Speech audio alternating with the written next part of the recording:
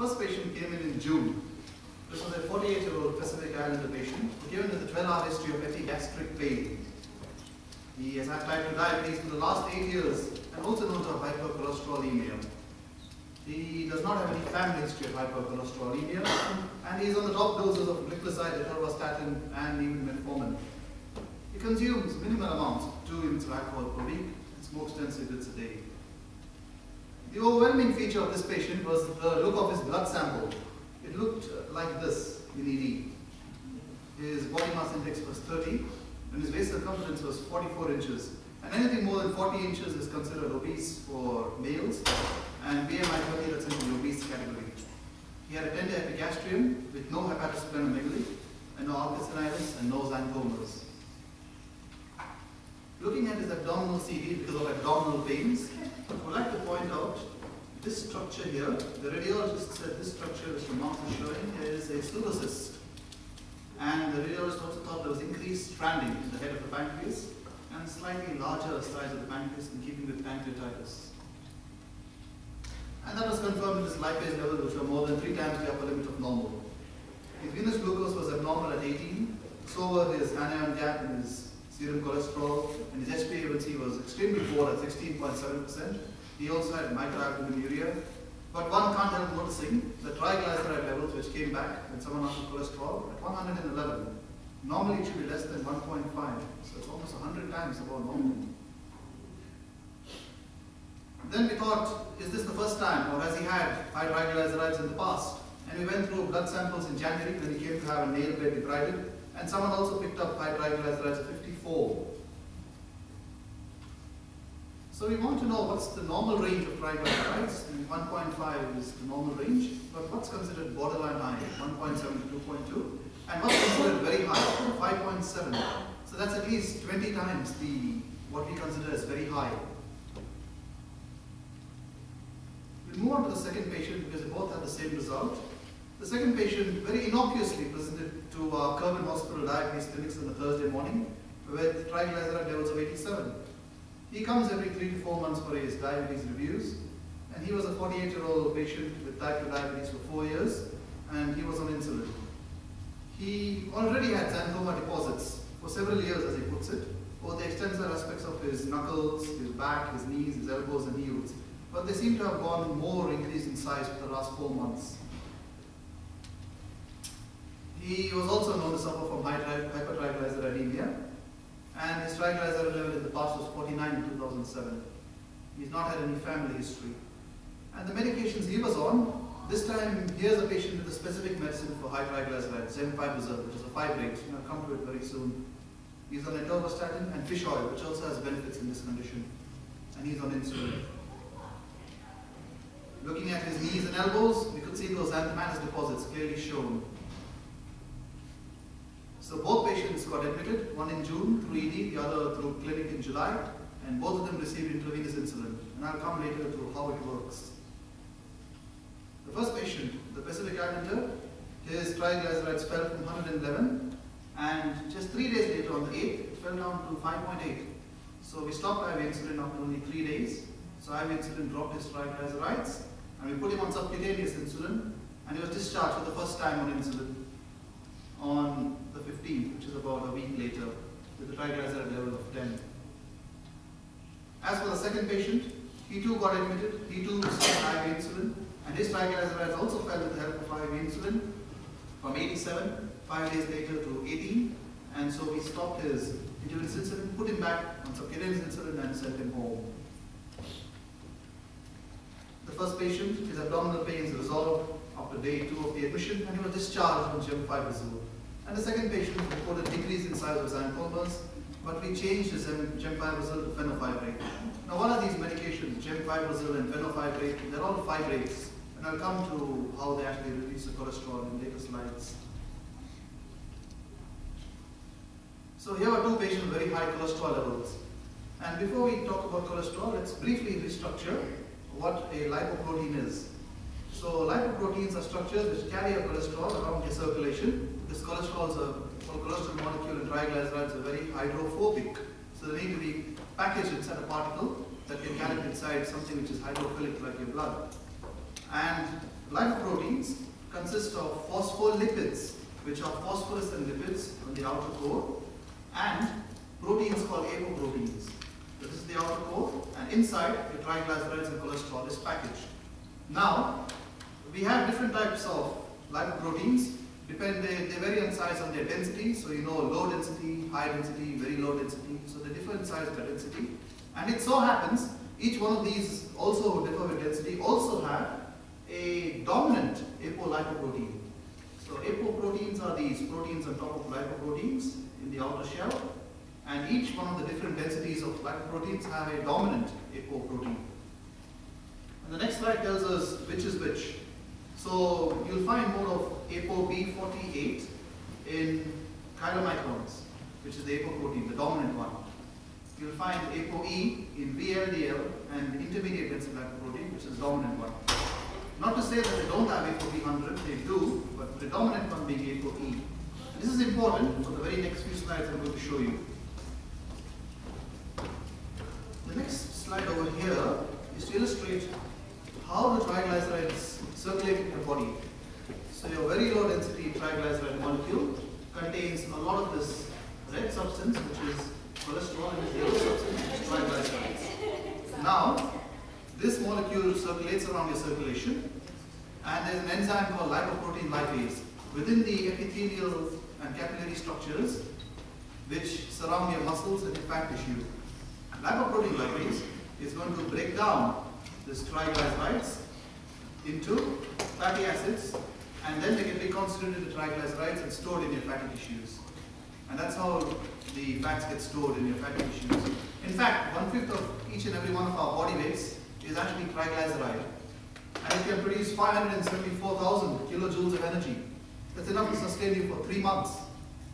In comparison, glycogen only provides you 2,400 kilojoules of energy. So it's a very, very rich source of energy which is stored in our fat tissue, which is triglycerides in this way. I also mentioned lipoprotein lipase being present in the muscles. What does it do in the muscles? It takes the triglyceride into the muscles and it burns it up, so that's how you get energy to do your daily activities. And what happens to the VLDL molecule after it has surrendered a lot of its triglyceride tissues? It becomes smaller and it gets converted into an LDL molecule. Hello, Algenes here.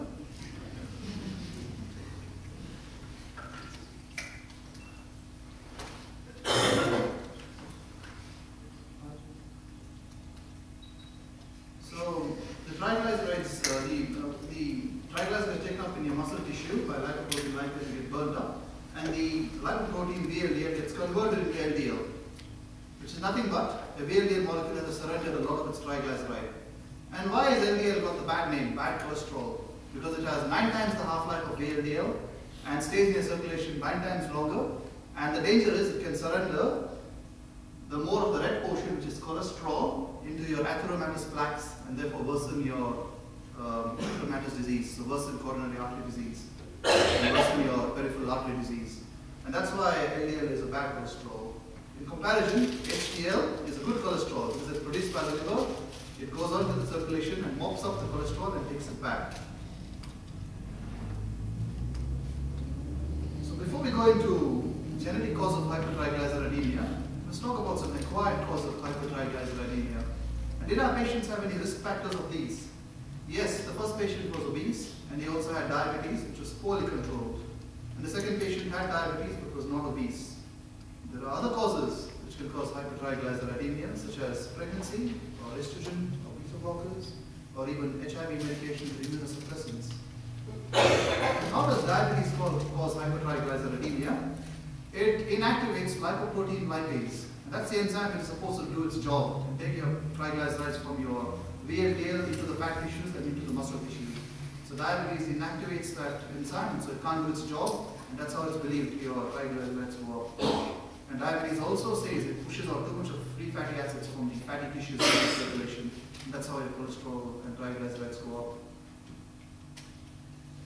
Very briefly, we're going to touch about gene studies. I'm going to talk only about 3 gene studies. ApoE. Now, remember the structure of the lipoprotein molecule I showed you? That's one of the apolipoproteins. And ApoE gene studies, 64% of us, assuming we're all normal, we should have ApoE3, two copies. But in the abnormal form, ApoE2, you get type 3 hyperlipoproteinemia, where you have very high triglycerides and cholesterol. But this disease has been picked up as a teenager. So the patient was treated as a teenager and got picked up and treated. So you should not present in your 5th decade of life like you did in the Pacific Islander patient. So in all likelihood, he did not have it. And yes, we sent the gene studies to Royal Brisbane and it turned out to be negative. Lipoprotein lipase gene. This is another condition. The previous slide we spoke about familial dysbeta-lipoproteinemia. This is different. This is familial hypertriglyceridemia. And if you have an inactivating mutation of the lipoprotein lipase gene, again you can have high triglyceride levels. Unfortunately, Queensland Health only test for the ApoE gene and do not do lipoprotein lipase gene. And there is a lab at Perth that does a lipoprotein lipase gene. It's the only one in the country. But again, it should be done only for very selected patients. Now we'll talk about something more common, combined hyperlipidemia. So combined hyperlipidemia is a very commonly occurring form of hypercholesterolemia, and its incidence is 1 in 200. And almost 1 in 5 individuals who develop coronary artery disease before the age of 60 have this disorder. And that's by definition premature coronary artery disease. And it has very high triglyceride levels in this condition, and it can cause atherosclerosis. And it's of two forms. The combined hyperlipidemia could be familial or acquired. And familial is caused by overproduction of yet another apoprotein, the ApoB100. And when you have too much ApoB100, your clearance mechanisms are saturated, and it cannot get cleared up as quickly, and it persists in circulation longer, and so you get high triglycerides by this mechanism. And it's quite a common disease, 1 to 2% of the general population. So in all likelihood, many patients in the cardiology wards with premature ischemic heart disease before the age of 60, they're quite likely to actually have this condition. And if you take a family history, you should get a positive family history in this condition. We'll move on to acquired, and this merely means that you have a secondary cause which is caused by high triglycerides. And the previous slide I showed a list of secondary causes, one of them being diabetes, another one called obesity. And when you combine all this together, you get a syndrome called metabolic syndrome X, which is high diabetes, hypertension, obesity, high triglycerides. And in this condition, that's what's called acquired combined hyperlipidemia. And it's believed to be diabetes pushing out too much of fat from the fatty tissue, and diabetes inactivating lipoprotein lipase, so not taking fats into the fat tissue. So we contacted Royal Brisbane, and he told me the gene studies were normal for the first time. And he says we don't do any other gene studies besides this in Queensland Health. And he says why he does not do gene studies for high triglycerides. And this is an actual transcript of his email. It says the major issue with genetic testing of adults with high triglycerides is the lack of well-established genetic etiology. And you have to do familial studies to identify more common disorders like familial combined hyperlipidemia or familial hypertriglyceridemia. And genetic testing as of 2011 hasn't yet entered into clinical practice for high triglycerides in the adult population. And he says the cost of this test is $292, and that's the only one they do. So I asked around the other endocrinologists, and I got a response from Cairns, and that doctor sends high triglycerides, lipoprotein lipase gene studies, and several other gene studies for familial causes to Perth. So that probably is the other way of getting these tests done. But again, funding has to be considered for this. But in any case, we don't routinely do any genetic testing for high triglycerides because it hasn't yet entered into our clinical practice just as yet. Very briefly, what are the physical signs you would expect in someone with high triglycerides? So you saw in one of the patients xanthomata, so that's one of the signs, and there appears yellow papules in the extended surfaces of your arms, legs, buttocks, and back. Or they could have hepatosplenomegaly, and you could have fatty liver on the ultrasound. Or they could have lipemia retinalis. If you look into by fundoscope into the retinas, you could find lipemia retinalis sign. And they could also present you with pancreatitis. And it is said that any level about 25 to 40 of triglycerides puts you at risk of pancreatitis, theoretically. Although, as in medicine, you can have people with triglycerides over 100 and not having pancreatitis.